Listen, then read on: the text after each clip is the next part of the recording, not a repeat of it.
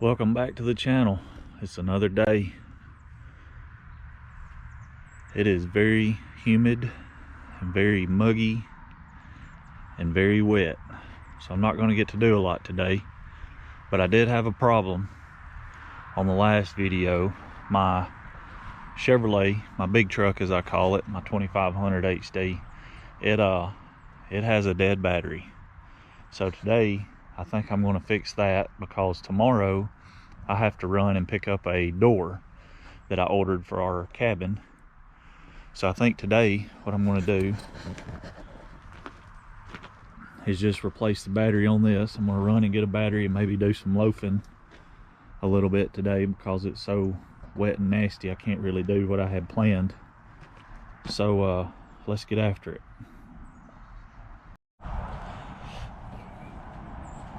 Luckily, the other day when we were cleaning off the trailers, doing the trailer transfer episode, I had a couple of batteries. I like to keep a couple because that gives you a good core you can take when you're buying a new battery. But stuff like my truck that I use, like when I jump in it, I want it to crank, I want it to run. And so what I'm going to do is try to recharge its battery to see if it actually works. But I didn't want to get rid of just a battery that could be good. So what I want to do is I'm going to grab this core here that I had on the red trailer just to haul off for scrap. So I'm gonna grab it and just take it with me so I can at least get that $10 to $12 core back. I think it's 12. I'm not real sure. But a truck is something that I really need. Say like if I hook up to that trailer and need to haul something, I need my truck to crank. I don't want to be jumping it off every time I drive it. So we'll get this stuffed in the old brick and get it down the road. Get the old truck going. I'm not going to set it inside just in case it's leaking. It's going in the trunk, because I would rather it be in the trunk than in my front floorboard of my going to work ride. All right, let's get on the road and get it done.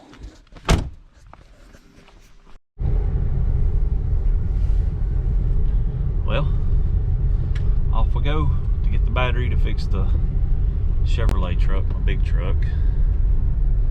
We're headed down the driveway, trying to get out to the road. Coffee in hand.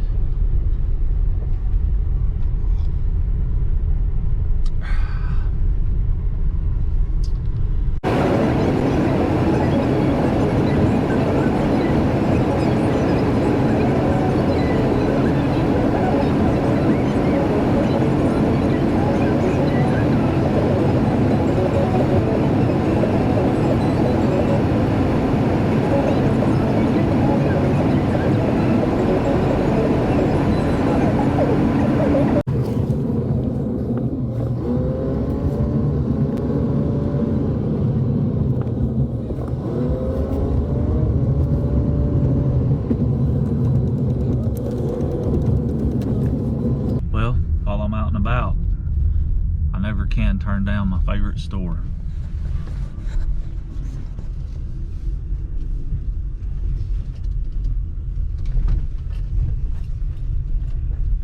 For the love of Derek Beery, can I not go into Hobo Freight and come out without buying anything? Today's answer, no.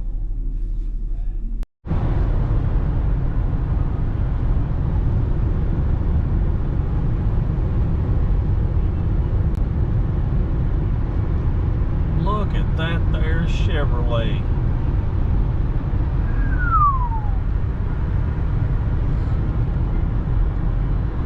If anybody wants to loan me $100,000 to buy one, I'm open to offers.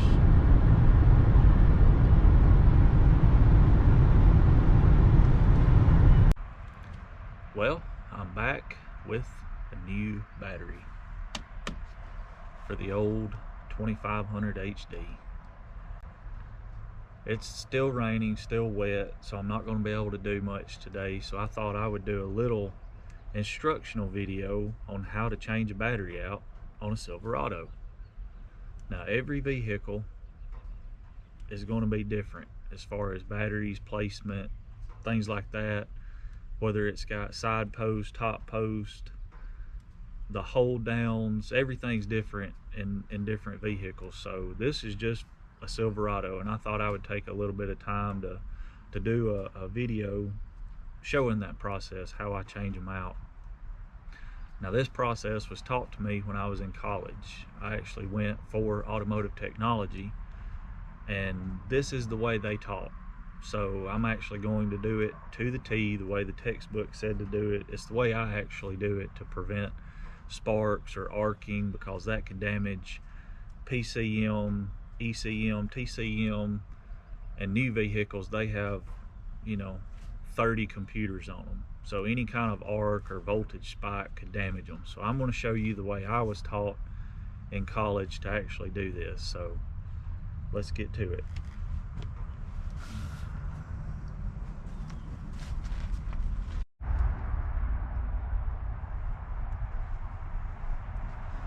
All right, this is my old battery. It's definitely, I think, bad. It's showing December of 2022. Well, it's now January of 2026. So this battery is over 3 years old. So it's had a good life. So what I'm going to do first, this battery does not have a hold down. A hold down kind of goes down here towards the bottom, and there's a bolt that would go through it to hold it in place. This one, it just kind of bounces around. I probably need to fix that, but maybe I'll get to it one day. So what I'm going to do first, I'm going to take my little tool I have. This is a K-Star made in the US of A 5/16 1/4 inch ratchet, kind of little ratchet deal. I don't know what you call it. I don't think this is actually what it's for, but it's what I've used it for a lot of years. And what I'm going to do first, I've got it in reverse. I'm going to take the negative battery cable off fully. Sometimes these side posts can be aggravating. I always try to use the right size, 8mm 5/16 on these bad boys, because if you use pliers or vice grips or something like that, sometimes they'll round off the heads of the bolts, and it can be a headache getting them off. So I like doing it this way. So I've got my negative off. Now I'm going to move to the positive. Now with the negative removed, you shouldn't have to worry about touching metal with something on your positive post. Well, I just don't like to do that regardless. So if I'm ever messing with the positive side of the battery, I just try to be more careful than just being kind of careless and throwing things around and whatnot. So with both cables removed, I'm going to pull the battery completely out. Oh my goodness. Ugh. We're going to put it out of the way. Our new good old EverStart here, it'll come with these two little plugs in the side post threads. Nothing special about this. They're normally pretty loose. You just do your little lefty loosey righty tighty on them and they'll pop right out. Now what I do is I take these and I put them in my old batteries, just in case if they have a little voltage left on them, and say you take a wrench or something and it hits both of those posts, or say you set it in a truck bed or like I do on a trailer, and those posts arc out against each other, you could have a fire. So I always like to take these plastic caps and put them back in my old battery.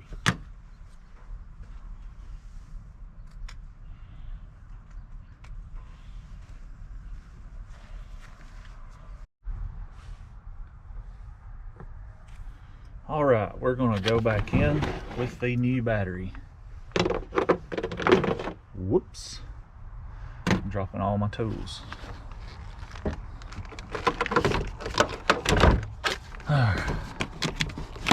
So now we have our battery in. That is my positive post. So what I do is I put it in first.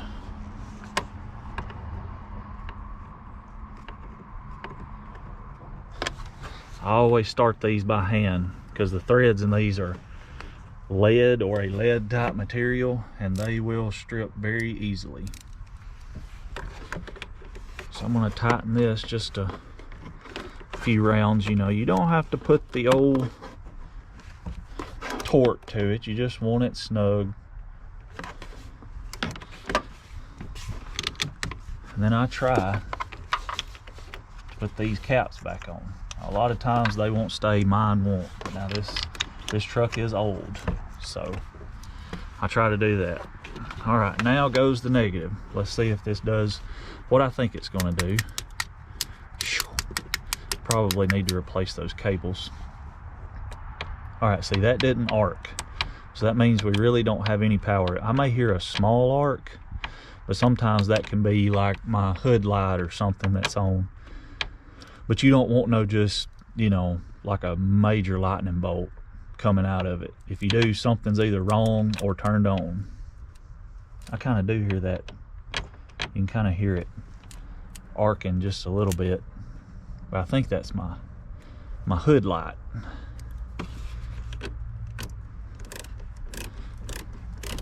We'll go put the low torque setting on those. And if you have a battery hold down, which I do not right at this point, I may actually have one. I just need to look and see, and if I have it, put it on here. But once you have it to this point with your cables on, that's when I like to put the hold down back in it on this particular truck. But sometimes you have to put the hold down on it first because these cables will go right in front of where your hold down is or where your bolt goes, and it would be hard to get to.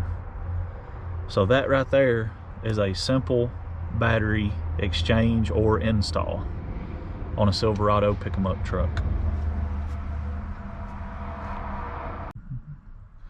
All right, battery is installed. Let's see what we've got. Let's see if it'll put the onions to it.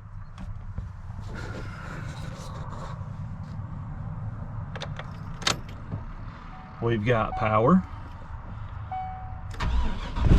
and we've got crankage. That's what I'm talking about. A side note on these Silverados like this, it's always good when you change the battery. This automatic temperature control, it will actually run through a relearn process that will kind of calibrate your blend door motors and different things. So I like to let it run for several minutes to let it kind of run through its deal on that. But other than that, that's about all there is to it on changing a battery on a Silverado pick-em-up truck. So I'm going to shut her down with that on this episode. I know it wasn't long and maybe not very informative, but hey, somebody out there may be searching how to change the battery on a Silverado truck. Maybe this helped them a little bit. So I appreciate you watching. See you next time.